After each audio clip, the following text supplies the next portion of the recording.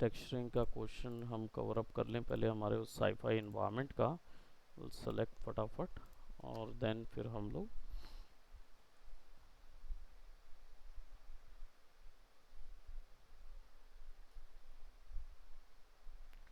Perspective 1 है इसमें। I'll press F5 I mean 5 दबाऊंगा और 6 में देखूंगा कि कौन कौन से टेक्सचर छूटे हैं। तो I'll just go by Windows, जल्दी जल्दी से पाथ एडिटर ऐड कर देता हूँ मैं, रीपाथ कर देता हूँ इनको।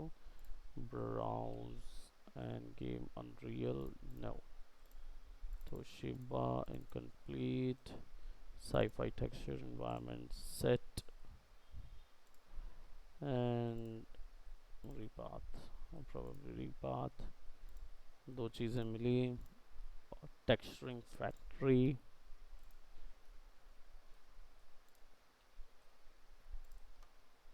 सेलेक्ट रीपाथ, ये भी हो गया। और रेफरेंस गैलरी जो है वो इन्वायरमेंट की, मैं अभी उसको यूज़ ही नहीं कर रहा हूँ।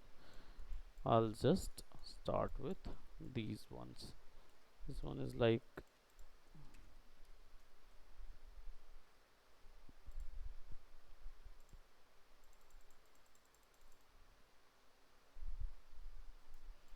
बहुत सारी चीज़ें हैं इसमें, तो मैं थोड़ा पॉली मॉडलिंग में जाके ना इन सब की हिस्ट्री डिलीट करूँगा, सो दैट जब मैं एट्रीब्यूट में जाऊँ तो मुझे एटलीस्ट मात्र 3 ऑप्शंस नज़र आए। So now what I'm gonna do, I'm gonna select and go to color, click on edit just to see कि वैल्यू दिख रही है कि नहीं दिख रही, क्योंकि यहाँ पे सीन के कारण मुझे वैल्यू नहीं नज़र आ रही है। ओके नाउ अब हम फोकस करेंगे हमारे 2-3 वैल्यूज़ पे। जैसे नीचे पे हमें एक और वो देखना है, क्या बोलते हैं, टेक्सचर। सो एक और साईफाई टेक्सचर हम ले आते हैं यहाँ पे।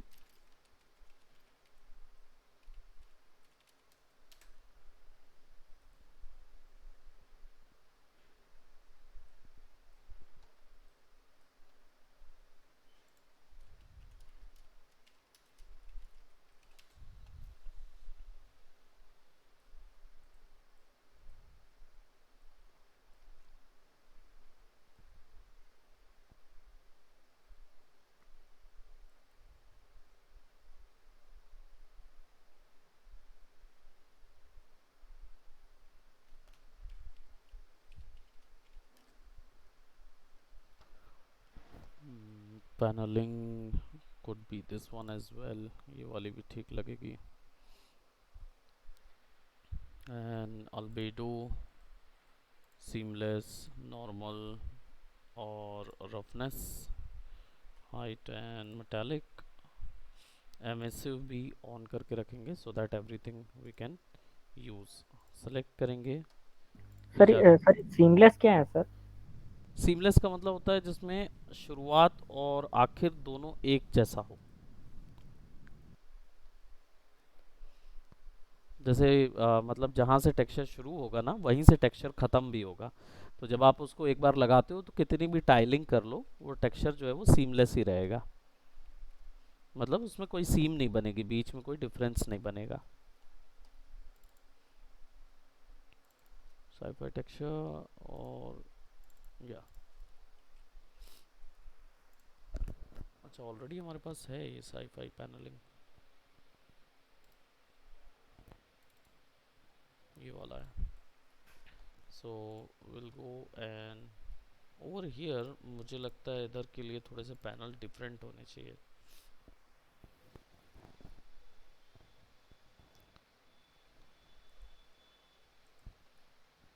ये पैनलाइजिंग मुझे ठीक लग रही है क्योंकि इसकी हाइट, नॉर्मल्स और रफनेस, मेटेलिक, एओ भी रख लेते हैं, अल्बेडो भी रख लेते हैं।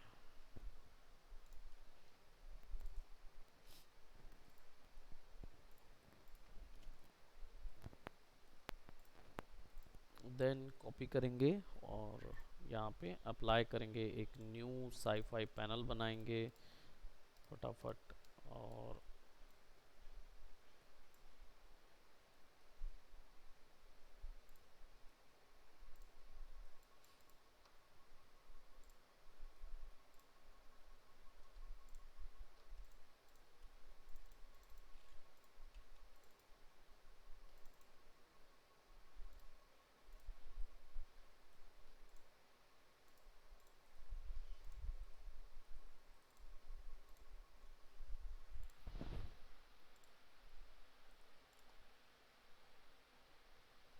ये वाले पैनलाइजिंग भी अच्छी है, ठीक है इसी को ले लेते हैं।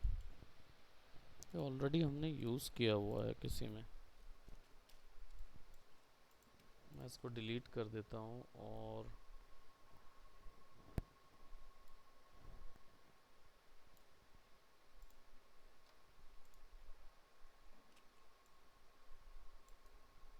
ओके ये हमारा बनाया वाला है। ग्राउंड प्लेन को चेक कर लेते हैं। या it's kind of like this. तो ग्राउंड प्लेन को ही मैं यहाँ पे फर्स्ट फ्लोर पे ऐड कर देता हूँ।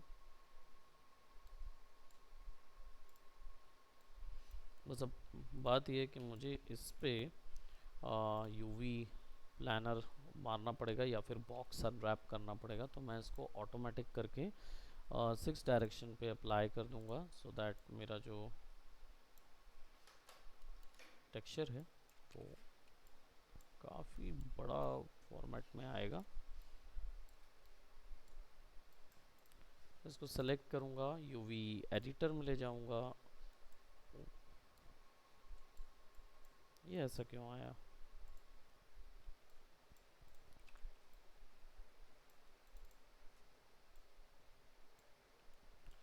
मैनुअल कर देता हूँ, planar Y apply, so this will be quite nice.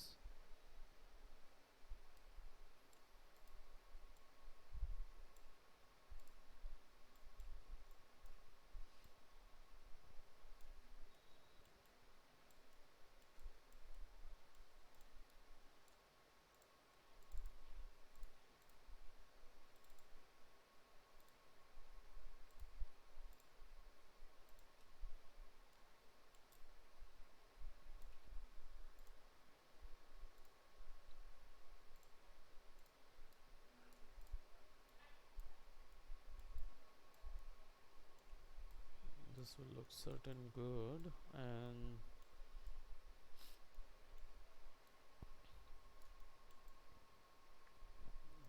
बाकी जो ये वाले हैं इन सब में तो ऑलरेडी पिलर है, तो सारे पिलर्स में मैं फिक्स कर देता हूँ।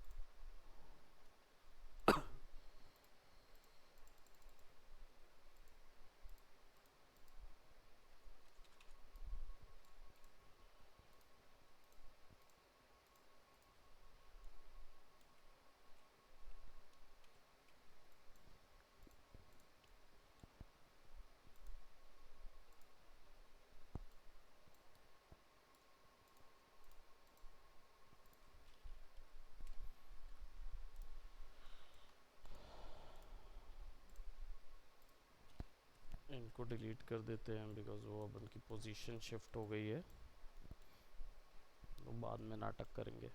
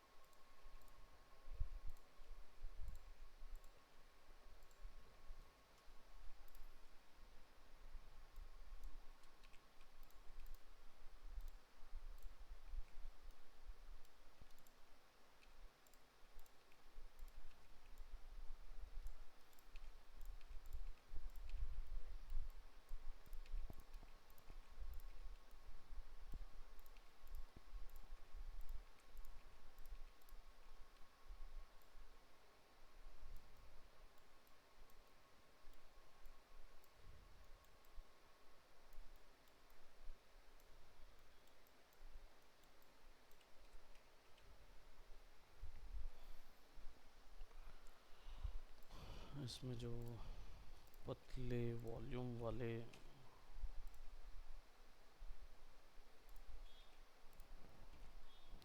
just give me a moment. Okay.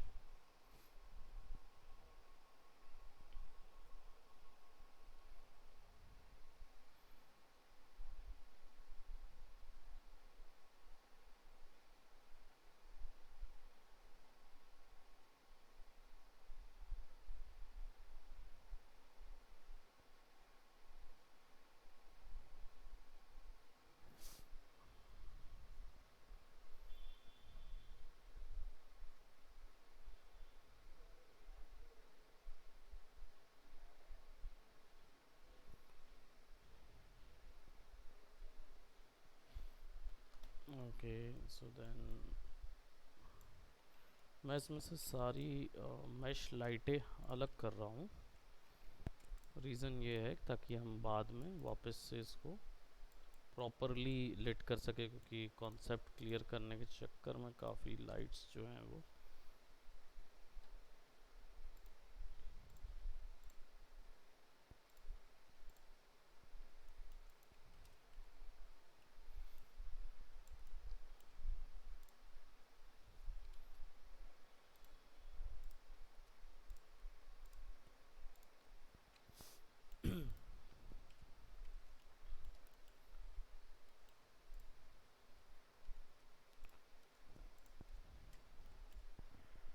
Sorry.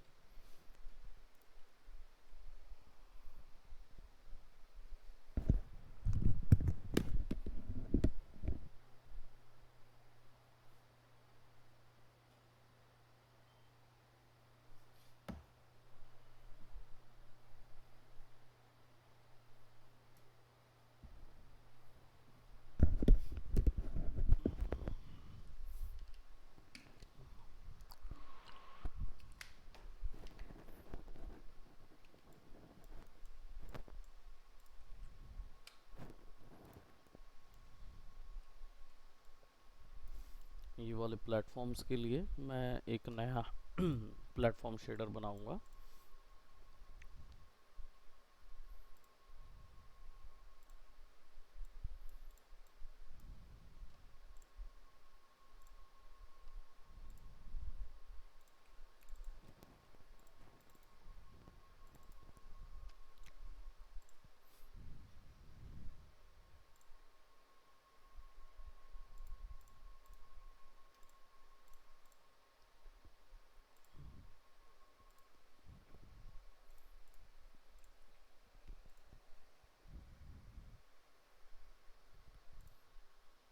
ये वाला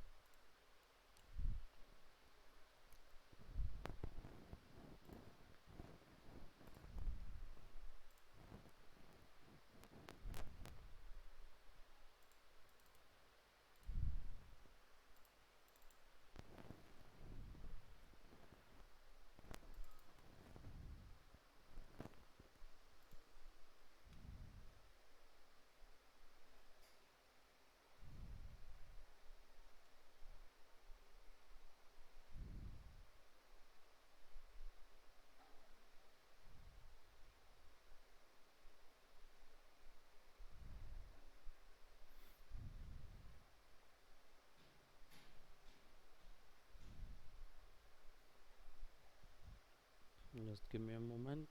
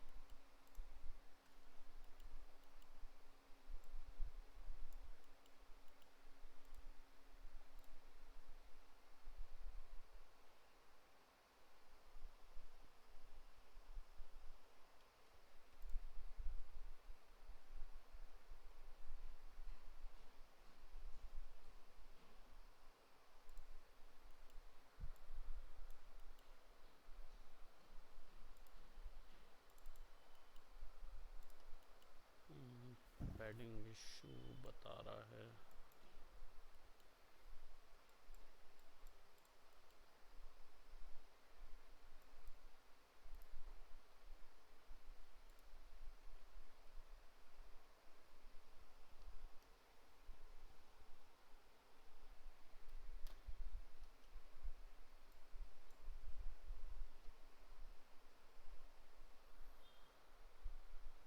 स्पेंड अंडरस्कोर पैडिंग।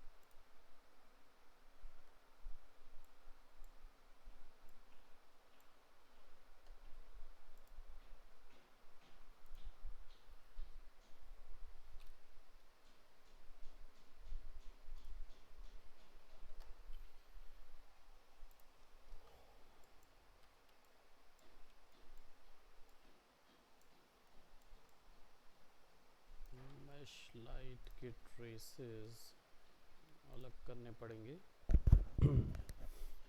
क्योंकि मैश के कारण दिक्कत कर रहा है।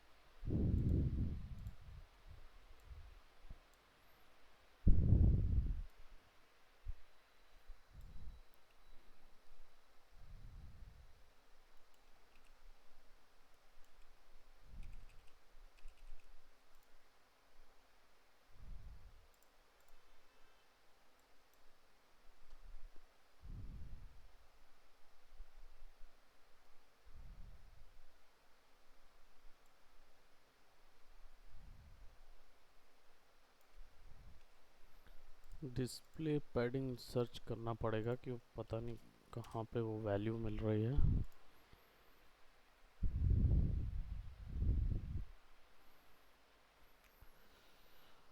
What was would expect if I had another object in the case where I lost displacement of a cube C file that I've tried you didn't see the warning.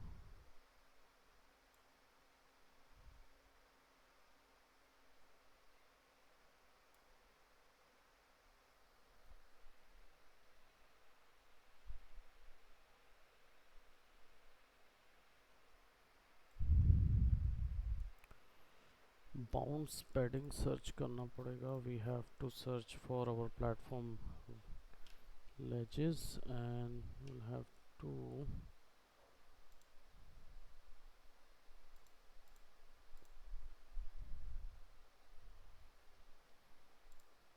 geometry mapping anastrophe tangent.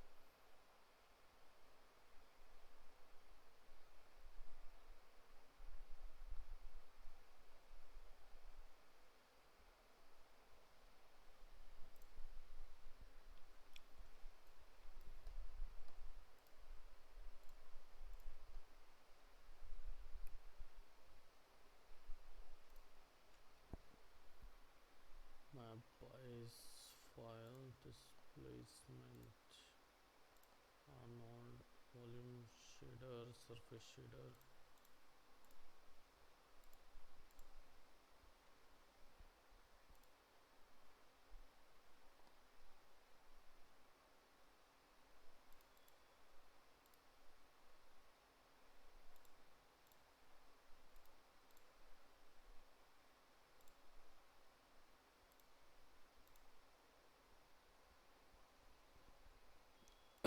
Sorry.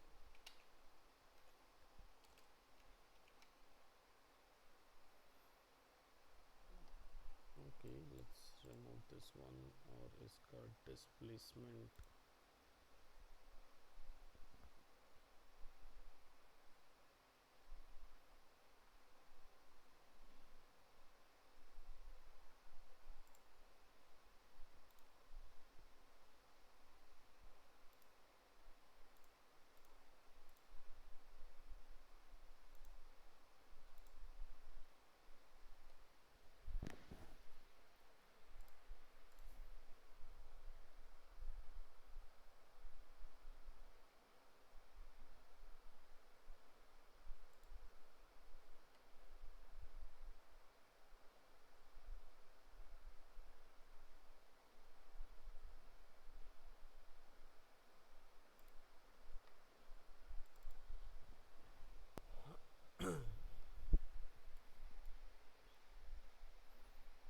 पर sheet के अंदर हम लोग displacement में हैं. Displacement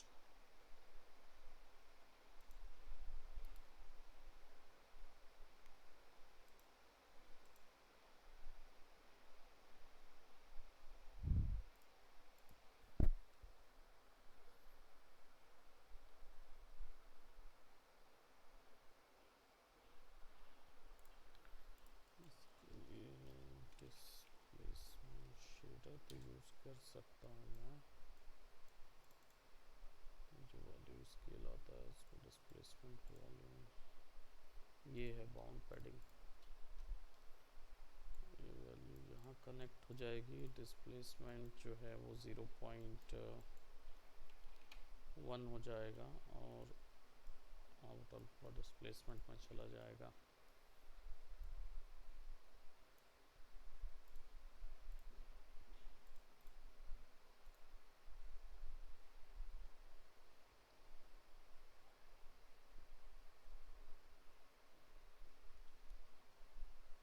अब ये कितने में है? पी क्यूब 19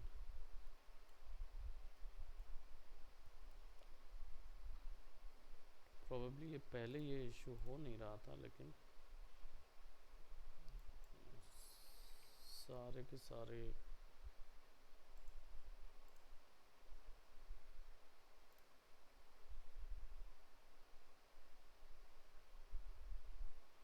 0.386 के ऊपर की बात कर रहा है, तो मैं इसको 0.5 ही कर देता हूँ।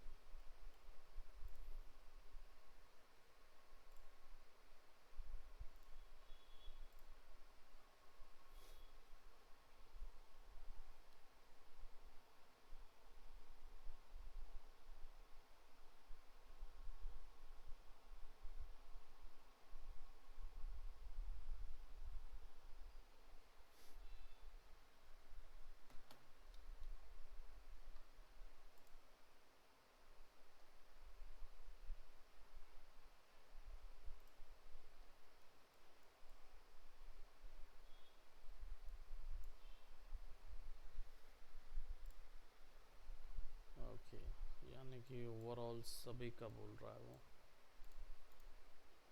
एटमॉस्फेयर वॉल्यूम को डिलीट कर देते हैं because we do not need that. Create में जाएंगे,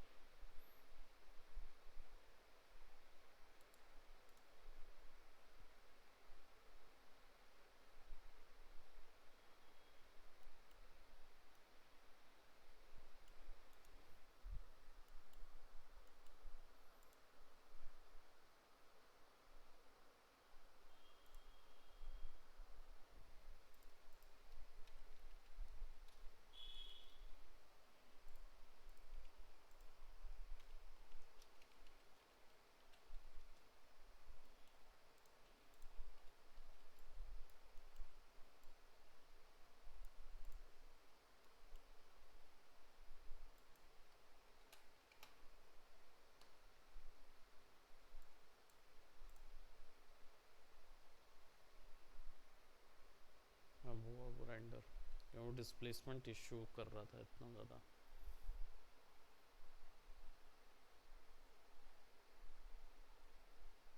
सर वो था क्या सर, समझ में नहीं आया सर, ऐसा क्यों हो रहा था सर? एक्चुअली क्या होता है कि नॉड के अंदर में 3-4 टाइप की प्रॉपर्टीज़ चलती रहती है ना। एक जैसे अभी डिस्प्लेसमेंट आप अप्लाई कर रहे थे यहाँ पे, तो पहले हम लोग क्या कर रहे थे, मैप के तहत यहाँ पे इस डिस्प्लेसमेंट अप्लाई कर रहे थे। मैं इसको रेंडर ले लेता हूँ, है ना। मैप के स्ट्रक्चर पे हम लोग इसको अप्लाई करते जा रहे थे। अब होता क्या है, डिस्प्लेसमेंट करता क्या है, ज्योमेट्री को एक्सट्रूड करता है। एक छोटा सा एकदम उसका पॉइंट बोला जाए तो वो क्या करता है, फेस पे आपने अगर डिटेल लगाई हुई है तो लाइन से, सब डिविजन से पकड़ के उसको एक्सट्रूड करता है। जब वो एक्सट्रूड करता है, सब डिविजन से बाहर निकालता है ज्योमेट्री को, तब क्या होता है, वो ऐसा नहीं करता है कि मैप के अकॉर्डिंग जैसे आपने इमेज डाली है ना उसी से बस उभार के दे दे, वैसा नहीं करता। वो क्या करता है, रीड करता है ज्योमेट्री को। तो इस कंडीशन में ज्योमेट्री के चारों ओर, जो यहाँ पे आप देख रहे हो ये सब डिवीजन गया हुआ है, बीच में तो कोई लाइन नहीं है, तो इन चारों ओर को क्या है ना, वो वहाँ से खींचता है, अंदर की तरफ खींचता है। इसको बोलते हैं पैडिंग, उस गैप को बोलते हैं पैडिंग।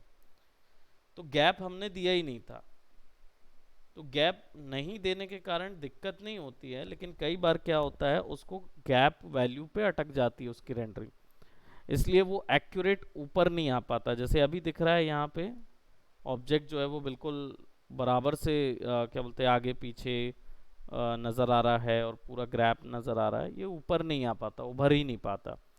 क्यों नहीं? क्योंकि उसको पैडिंग नहीं पता होती। पैडिंग का मतलब होता है चारों ओर का गैप, जो ऊपर में यहाँ से लाइन से शुरू होता है, तो वो मिल ही नहीं पाता है।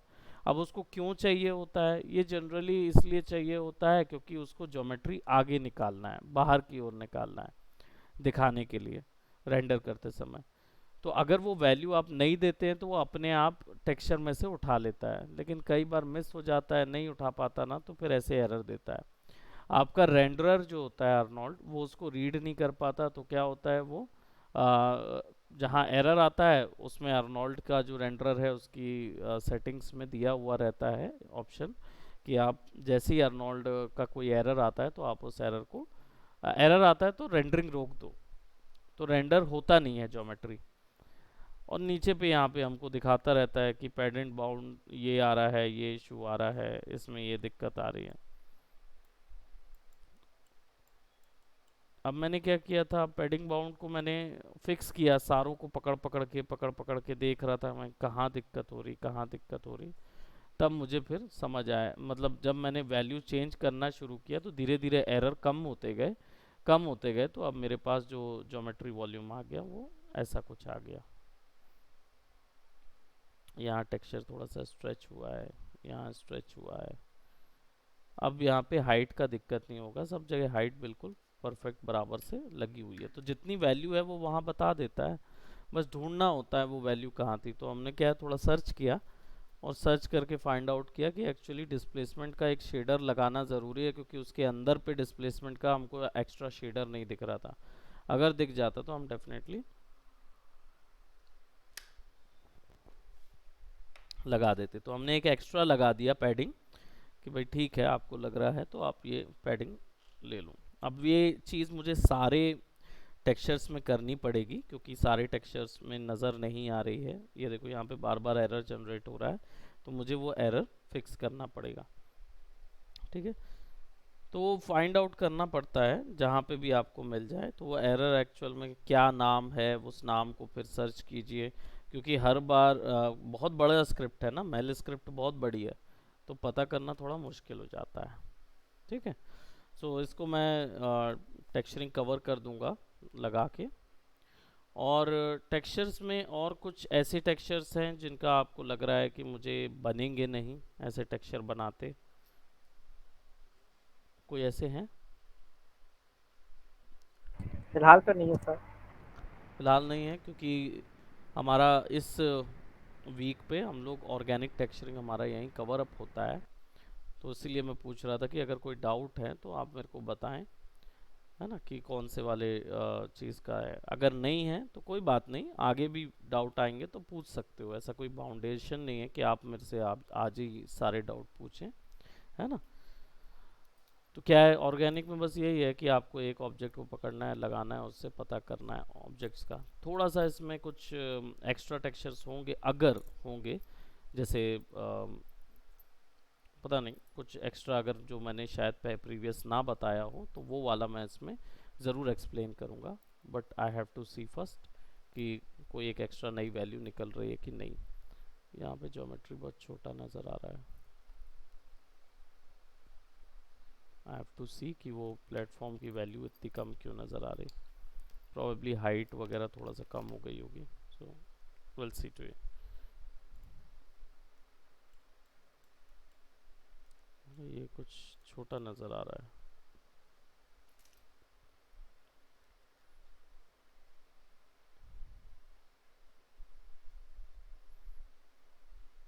इसके ऊपर में टेक्सचर एक्चुअली बराबर से फिट नहीं बैठा है।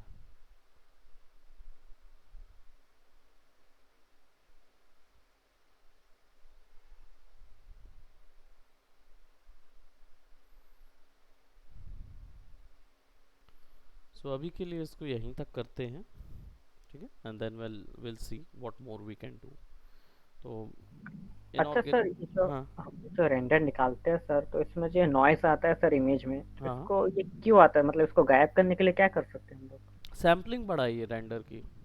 ओ, जनरली क्या होता है कि लाइट की सैम्पलिंग बनाते हैं हम लोग, और क्या बोलते यहाँ रेंडर सेटिंग में जब ये आप लोग की लाइटिंग शुरू करूँगा तो बता दूंगा मैं, आर्नोल्ड में जाके ये जो कैमरा है इसकी, या जितनी वैल्यू आप टेक्सचर में यूज़ कर रहे हैं उस वैल्यू की ये सैम्पलिंग रेट बढ़ा दीजिए। होता क्या है कि ये जो आपको दिख रहे हैं ये डेड पिक्सल हैं, ये जो नॉइस जनरेट हो रही है डेड पिक्सल के कारण हो रही है। इसका मतलब है कि यहाँ पे कैलकुलेशन परफेक्ट नहीं हुई। कैलकुलेशन परफेक्ट नहीं हुई का मतलब ये होता है कि रेंडर क्या करता है, बार बार रीड करता है इसको, कि एक्यूरेट इमेज फॉर्म फॉर्म कर पाए उस 3D ज्योमेट्री के ऊपर में। अब यहाँ पे हमारे पास जो रेंडर सेटिंग्स में हम आते हैं, यहाँ पे हमारे पास ढेर सारे कैमरा ऑप्शन जो मिलते हैं, ये उन्हीं कैलकुलेशन को बताते हैं। तो रेंडरिंग में सबसे ज़्यादा यही देखना होता है कि कौन सी वैल्यू आपने ज़्यादा यूज़ की है। अगर आपने टेक्सचर वैल्यू बहुत ज़्यादा यूज़ की है, यानी इमेजेस टेक्सचर बहुत ज़्यादा यूज़ किए हैं, और आप चाहते हैं कि वो एक सर्टेन एरिया या ज़्यादा से ज़्यादा क्लियर कैलकुलेशन हो उसमें, तो फिर डिफ्यूज़ बढ़ाइए। अगर चमक ज़्यादा कैलकुलेट करनी है तो स्पेकुलर, यानी एक्यूरेट कैलकुलेट करनी है तो जितना एक्यूरेट कैलकुलेट करेंगे उतना ज़्यादा क्लियर आउटपुट आपके पास आएगा, उतना क्लियर दिखेगा आपको।